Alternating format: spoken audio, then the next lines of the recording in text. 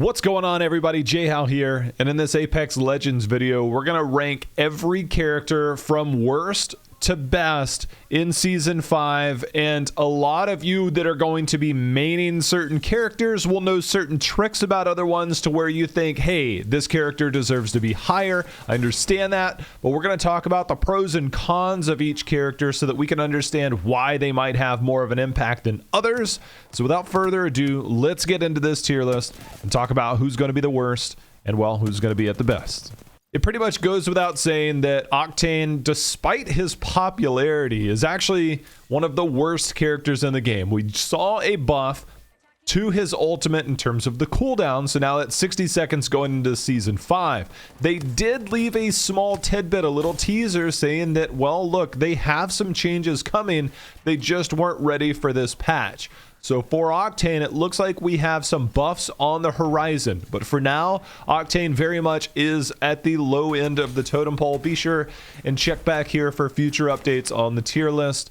See if there are any changes. We also have Revenant. Revenant saw some major buffs towards the end of Season 4 because Revenant was very weak on release. We thought that he was going to be big, scary, the next level. His totem in theory sounds really good, and like that's going to be the one to go with. And you get these death ball pushes with your team. They buffed it too to make sure that you can actually come back with some health, so it doesn't mean that you just go in, do some damage, and then it takes a while to go into fight. So we did see some changes to Revenant, and you have your two silence charges, which for what it's worth are actually pretty decent. The fact that you have two of them and they last for as long as they do minor damage. So Revenant actually isn't anywhere near as bad as he was before. Is he that game-breaking character that we thought he would be? Not so much.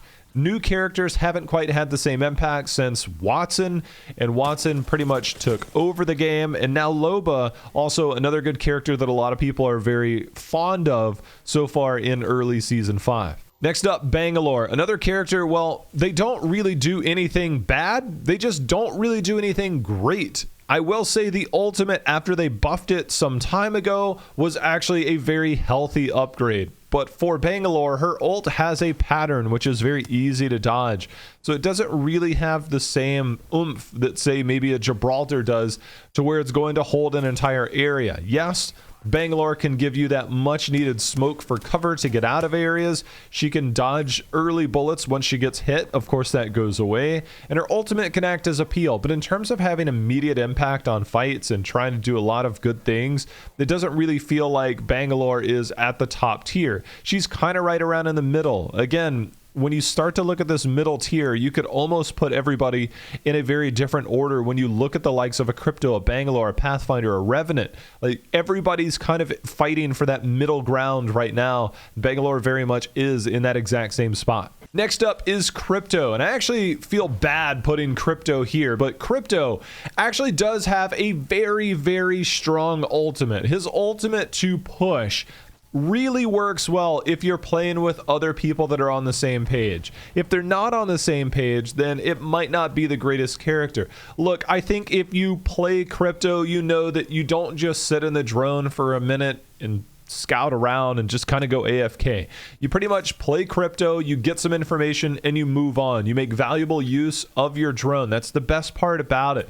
So it does make it difficult to put Crypto maybe this low, but I think really it comes down to you really have to main Crypto to understand Crypto's real strength. So if you're not a Crypto main and you're too busy playing some of the higher tier characters, then you might not realize that Crypto's actually that strong. I just don't like characters that forcibly go AFK to make sure they get value out of the kits and the abilities that they have. It just feels a little weird for Crypto to do that, but I'm not going to deny the fact that right now I think that with all of the buffs we've seen across the board to the other characters, that the middle tier of the Legends and Apex Legends are actually much closer. So you could almost put some of these in very different orders, but I just think that for Crypto, outside of his EMP, which honestly can just be blown up before it ever goes off because of the charge time, doesn't have the same impact that you do on other ones. Getting information, great. That's all good, but we already know where most people are. And the EMP, well, if it goes off, it's awesome, but just making sure that everybody's on the same page and it doesn't get blown up makes it a little difficult. Now, it really, really hurts me to say this because I have put hundreds of hours in on Pathfinder, and when we all saw the season 5 patch notes, we all felt this moment of silence for all Pathfinder mains. Look, Pathfinder has been getting away with, well, literally everything. It's almost impossible to kill a Pathfinder who's just jungle gymming around the map, and everybody knows those great escapes that Pathfinder's always had. Now, those are pretty much gone. From 15 to 35 seconds feels truly, truly terrible if you're a Pathfinder main. Is he bad? Not really.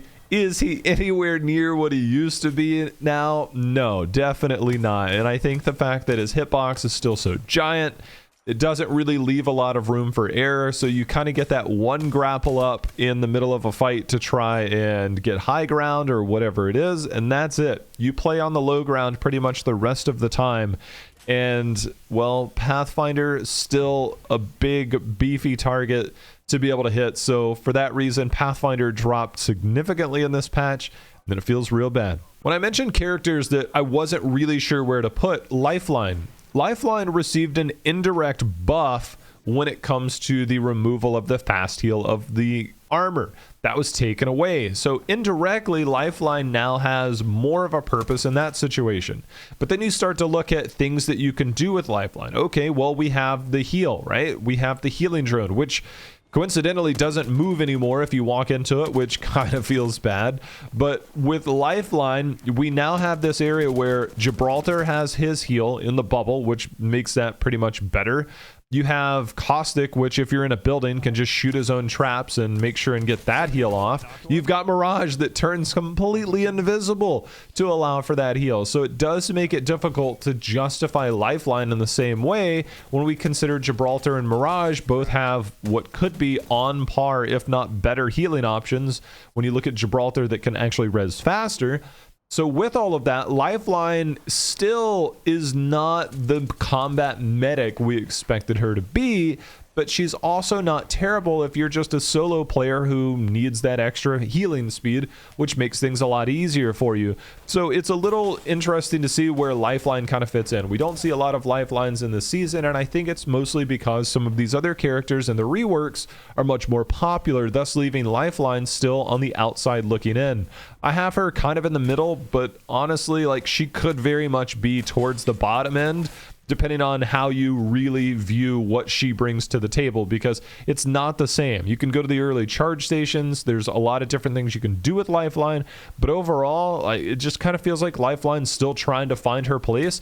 In the early concept of the game, yeah, like, she was still very meta, but with all the changes, every time somebody gets buffed, she tends to go down. All right, next up, Bloodhound. I actually have been enjoying the Bloodhound buffs. Every time they buff Bloodhound, it's like, all right, I still think Bloodhound's not good. All right, I still think, all right, I have to start. Oh, okay, I get it. Now these new changes for Bloodhound, these scan from 35 seconds down to 25 seconds, and now that it lasts from 3 to 4 seconds means you have more visibility and more promise with Bloodhound. I actually really like Bloodhound right now. I've been playing more Bloodhound when I haven't had the opportunity to play some of the other characters just to get a feel for it. I don't know if Bloodhound is necessarily super meta, but overall, Bloodhound is in a much better spot than they were before. Another one of these middle ground characters. There are rumors that, well, Bloodhound will be able to use those survey beacons going forward. We'll see if that does take place. And if so, that's just going to be another buff to help consider Bloodhound, whether they're going to be there. I think the biggest problem with Bloodhound is, well, you already know where most of the fighting is. If you're on the early Kings Canyon right now, everybody is third party, fourth party, fifth party, and it's not hard to get information on where people are, so your scan doesn't necessarily give you information that you don't already know. But I think in general purposes, Bloodhound's there, and in a team fight, doesn't necessarily have an aggressive ultimate, just information. And again, if you already have that information, you might look at Bloodhound and say, you know what, I already know what Bloodhound's giving me, and I don't consider Bloodhound as good, and I respect that opinion. All right, we've got Mirage, and everybody that's been maining Mirage has been clamoring for buffs, a rework, and this and that. And I'll say, Mirage's new ultimate is a sight to behold. I think that as time goes on, we'll understand the same way. With the original decoy, your tactical, we know that that's pretty easy to determine. Yes, they made it better, easier to bamboozle, but it takes one bullet to get rid of. And even if you get bamboozled, so be it, if you're on the other side of things. If you are Mirage, every bit of information's good. But his ultimate that had been tweaked multiple times now has the ability to emulate all of what you're doing. And there's one time where I thought, you know what, like, this guy looks like he's actually the decoy, and I'm just gonna wait for this as he's running at me right out in the open. And then sure enough, he pulls his gun and he just starts shooting me. I'm like, I can't believe this is actually happening. And so right now, I think there's the figuring out process with Mirage. But the fact that when you res teammates now, you go invisible. Yes, there's a weird wind up to it to where you kind of shimmer for a second, but then going invisible. It's actually fantastic to res teammates. And I think for Mirage mains, it's a very, very good change. The fact that you now have not just trying to look, I'm going to bamboozle with my tactical, because we all know that can be kind of foiled. And then, of course, your ultimate, which can be used offensively or defensively and make some pretty amazing plays when it's used offensively. But now added in the fact that you can also support your team, which is something that just giving information with your tactical is not exactly supporting your team. But I think now that you can do more than just try and say, hey, you know what, got him. It's like, that's nice, man, but you still don't do anything in a fight. Now Mirage has a little more purpose, and I think he has gone up pretty significantly in popularity and actually has some viability in a lot of compositions. All right, we're in a kind of going into more of the top tier characters, and these next few are going to be very difficult to rank, because I honestly think that Loba, with her teleport, has some really cool playmaking potential. You can get into areas that say, hey, you might want to try to do as a Pathfinder.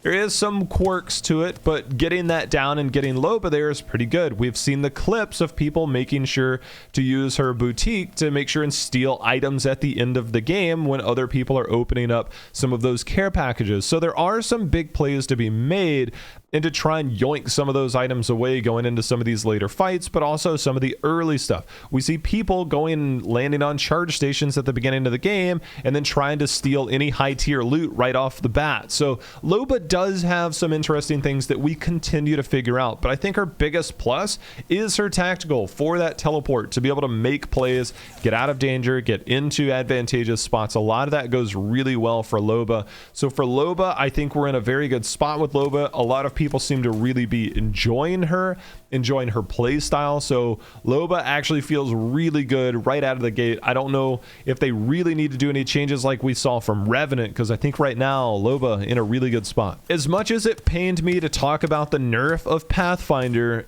we cannot ignore the fact that Caustic, with the minor buff to not slowing your allies, yes, their vision is still very much impaired, but not slowing your allies, and they even said, we're going to keep an eye on it to make sure there's no degenerate play coming in. And I respect that. There's a lot more Caustics this season than there ever has been. The fact that you can do, like as I mentioned earlier, you can just res teammates if they go down in a building by shooting your own traps.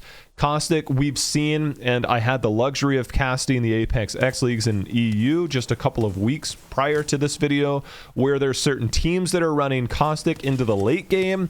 Caustic seems to be on the rise. He's even starting to appear in some NA tournaments as well, where some of the higher ups are starting to use Caustic. So I think that Caustic, his stock right now is at an all-time high compared to where he's been. So Caustic very much is a formidable character to be playing right now. I think that a lot of people that have been maining Caustic for a long time said, what have you all been waiting for? But right now, as every buff continues to come in, Caustic starts to go up, and right now we're definitely seeing the effects of that. Now we're getting into the upper echelon, as Wattson is our next character. Now, for what it's worth, Wattson in Pro is the most popular character. They're in every single composition because her ultimate is way too good, and her fences can help you lock down an entire area.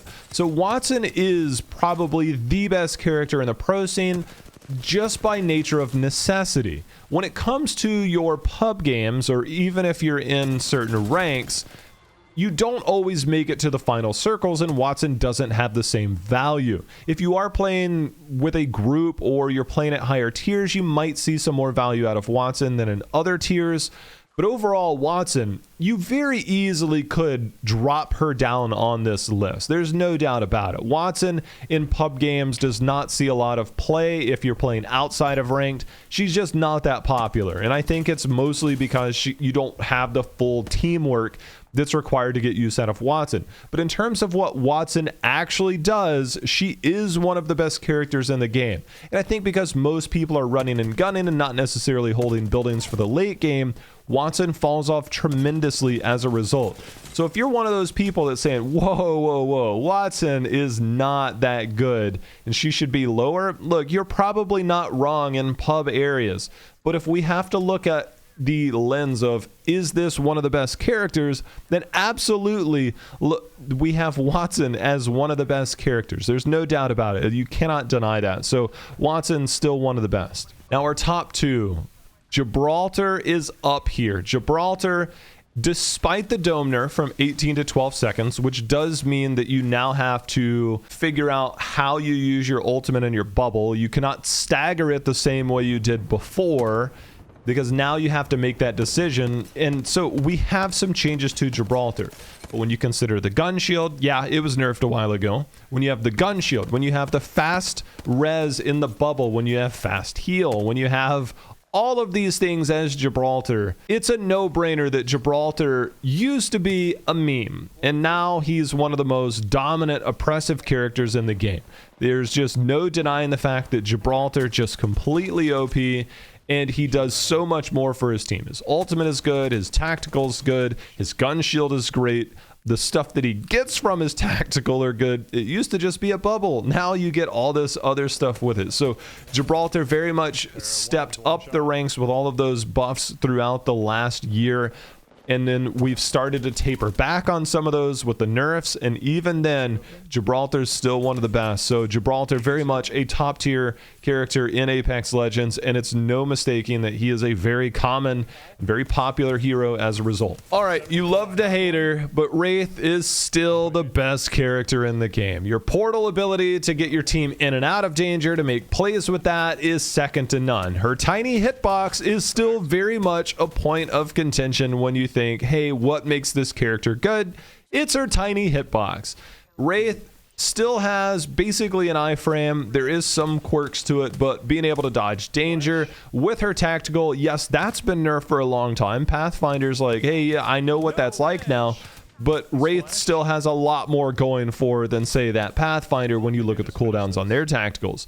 So Wraith does have the amount of pluses that still make her the best character in the game. Gibraltar's given her a run for her money for several months now, but Wraith still very much the best character, small hitbox, basically getting out of danger with your Q, running portals to save your teammates, to engage in fights, to have a disengage option, to have all of these different things. Despite all of the nerfs to Gibraltar and Wraith and all of these things, those two characters still very much sit at the top, and they're still the two best characters in the game. But when we consider the other characters and all the buffs that are coming in, everybody's slowly creeping up. And I think that when you look at the characters from where they were on release to where they're at now, you're seeing that the gap is closing for a lot of these characters. These are the characters, again, that if you're maining certain characters, you're going to swear that they should be higher on the list, and I don't understand them, and I get it. I know where you're coming from. But I think that when we look at this objectively to what each character brings to the fight, what each character is potentially able to do, where, again, I hate putting Crypto so low, because if you are playing with two friends, Crypto goes up dramatically up the list because of what you can do to EMP, and you can get that push. There are people out there that swear by a Crypto EMP into a Revenant totem, and all of a sudden it's like, wait a minute, both these characters are better. Yeah, look, there's always going to be cool things you can do, and that's what I love about this game. So hopefully you're finding fun to find different ways to make the characters that might not be as good independently to be better with teammates and friends that you're working with, and that's what it's all about. This is very much a team game It's hard for one person to carry quite so much unless you're really, really good. And so finding those team compositions that work for you, maybe this is going to be the one. Let me know what team compositions are working for you in the comments below. If you're looking for more Apex videos in the future, be sure and hit that subscribe button and ring that bell to make sure you can get notifications when those do go live. If you liked the video, please hit that like button, as that's always appreciated. If not, let me know in the comments what you want to see differently in the future. Thank you guys so much for watching. Until next time, happy hunting. See you again.